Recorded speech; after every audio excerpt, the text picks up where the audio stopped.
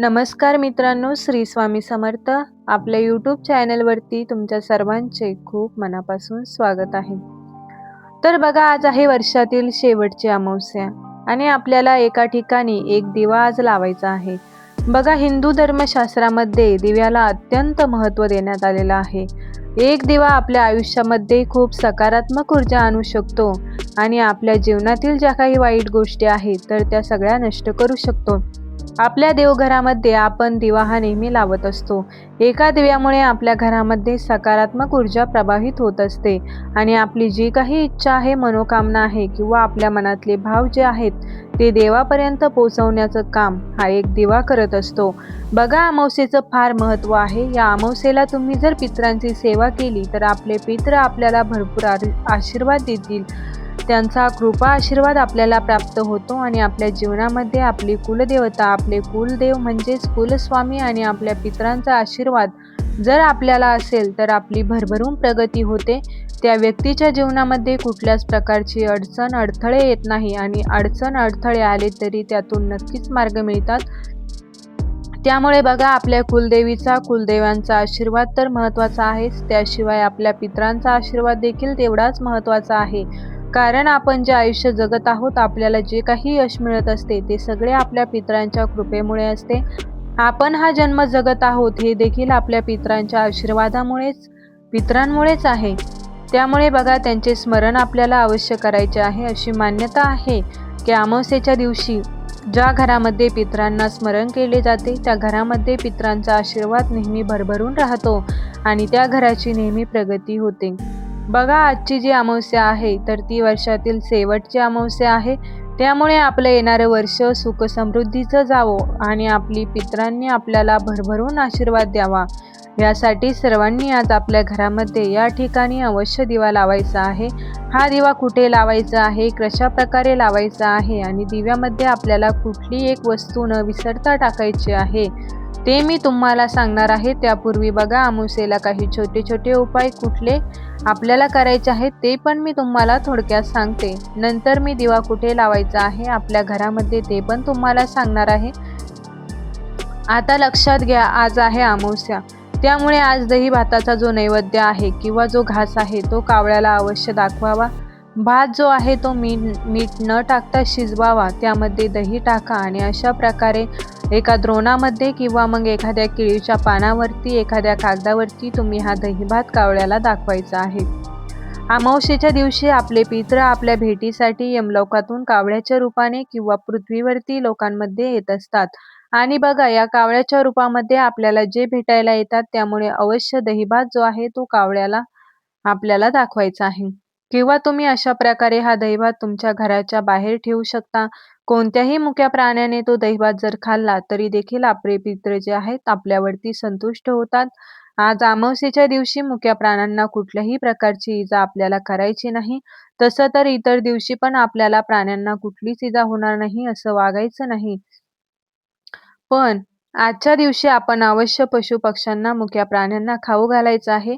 दही भात जो आहे तो तुम्ही कावळ्याला, त्याचबरोबर कुत्र्याला खाऊ घालू शकता किंवा इतर पक्ष्यांनी तो खाल्ला तरीही चालेल. गाईला तुम्ही चपाती, गूळ, भिजवलेली चणा डाळ हे खाऊ घाला. बघा, हे छोट्या छोट्या उपायांनी आपले पितृ जे आहेत ते आपल्यावरती संतुष्ट होतात. त्यामुळे हा सगळ्यांनी उपाय आज करा. आज शिवालयामध्ये जाऊन, शंकराच्या मंदिरामध्ये जाऊन तिथे एक दिवा तुम्ही लावा. त्याचबरोबर आपल्या घरातून पाणी नेऊन पाण्यामध्ये चिमूटभर काळे तीळ टाकायचे आहेत आणि असं पाणी तुम्ही शिवपिंडींवरती अर्पण करायचं आहे. जेव्हा तुम्ही अमावस्येच्या दिवशी अशा प्रकारे हे पाणी, काळे तीळ, तेल टाकून जेव्हा शिवपिंडीवरती अर्पण करता, तेव्हा आपले अनेक पितृदोष जे आहेत ते दूर होतात. त्यामुळे सगळ्यांनी हा उपाय करा. हा उपाय तुम्ही दिवसभरामध्ये कधीही करू शकता. प्रदोष काळामध्ये केला तरीही चालेल. त्याचबरोबर बघा, जे जलचर असतात, मासे असतात, तर त्यांना देखील तुम्ही आज काय करू शकता, तर पिठाचे गोळे करून ते गोळे आहेत ते पिठाचे पाण्यामध्ये तुम्हाला टाकायचे आहेत. एखादी नदी आहे तुमच्या गावात किंवा पाण्याचा स्रोत आहे, तुम्ही तिथे हे पिठाचे गोळे करून टाका. म्हणजे पाण्यातील मासे किंवा जलचर आहेत ते खातील आणि अशा प्रकारे अमावस्येच्या दिवशी जलचरांना खाऊ घातले तर आपले अनेक दोष दूर होतात. तर आता बघूया आजचा जो उपाय आहे तो कसा करायचा आहे. तर दिवा जो आपण लावायचा आहे त्यासाठी तुम्ही मातीची पंती वापरू शकता, कणकेचा दिवा बनवू शकता.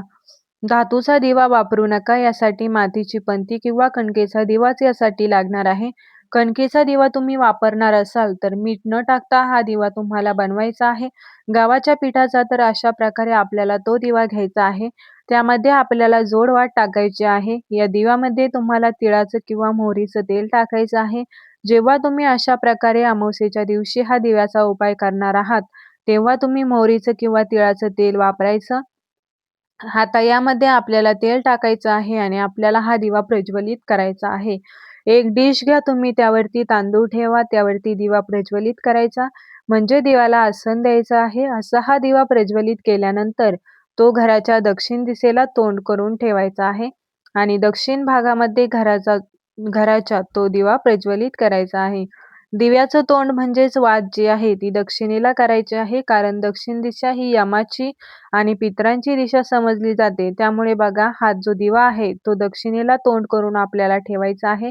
दिवा प्रज्वलित झाल्यानंतर चिमूटभर काळे तीळ टाकायला विसरायचे नाही. हात जोडून दक्षिणेकडे तोंड करून आपल्या पितरांचं स्मरण आपल्याला करायचं आहे. आमच्याकडून जर तुमची काही सेवा राहिलेली असेल किंवा आमच्याकडून काही चूक झालेली असेल तर आम्हाला क्षमा करावी अशी तुम्हाला प्रार्थना करायची आहे आणि माझ्या कुटुंबाची प्रगती व्हावी, आमच्या कुटुंबाला तुम्ही भरभरून आशीर्वाद द्यावा.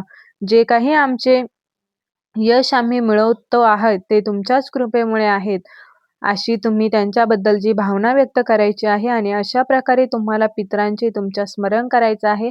घरातील सगळ्यांना तुम्ही नमस्कार करायला लावायचा आहे. या दिव्याला महिला करत असतील तर हा उपाय त्यांनी सासरच्या आणि माहेरच्या दोन्हीकडच्या पितरांचे स्मरण करून करायचा आहे आणि असा दिवा प्रज्वलित करायचा आहे. बघा, जेव्हा आपण अशा प्रकारे अमावास्येच्या दिवशी हा दिवा प्रज्वलित करतो, दक्षिणेकडे तोंड करून तेव्हा तो दिवा आपल्या मनातील भावना ज्या आहेत आपल्या पितरांविषयीच्या, त्या आपल्या पितरांपर्यंत पोहोचवण्याचं काम करत असतो.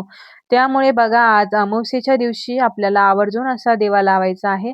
कारण मी तुम्हाला आधीच सांगितलं, अमावास्येच्या दिवशी आपले पितृ या पृथ्वी लोकावरती आपल्या भेटीला येत असतात आणि हा जो दिवा आहे आपण लावत असतो, तर तो दिवा आपल्या भावना किंवा आपल्या पितरांविषयीची कृतज्ञता आपण व्यक्त करत असतो, ती पोहोचवण्याचं काम करत असतो. त्यामुळे हा दिवा प्रत्येकाने लावा.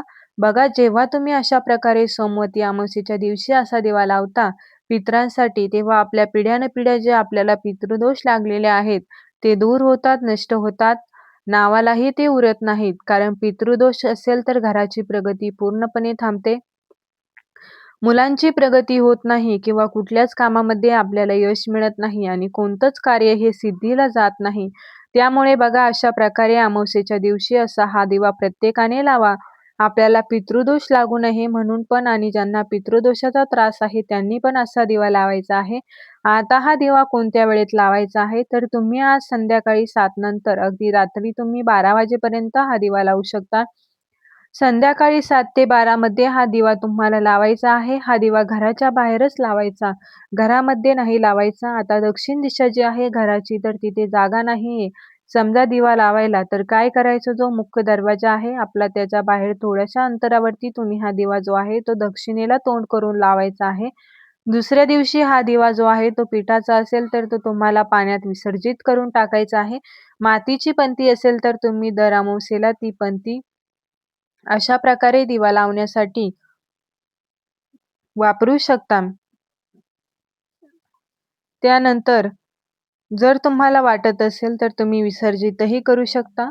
व्हिडिओ आवडला असेल तर व्हिडिओला लाईक करा, म्हणजे सर्वांना आज रात्री हा उपाय करता येईल. चला तर मग भेटूया नवीन एका व्हिडिओमध्ये, नवीन एका सोबत. तोपर्यंत सर्वांना श्री स्वामी समर्थ. चॅनलवरती नवीन असाल तर चॅनलला सबस्क्राईब करा. कमेंटमध्ये श्री स्वामी समर्थ लिहायला विसरू नका. व्हिडिओ शेवटपर्यंत पाहिल्याबद्दल तुमचे सर्वांचे मनापासून आभार. धन्यवाद. श्री स्वामी समर्थ. जय जय स्वामी समर्थ.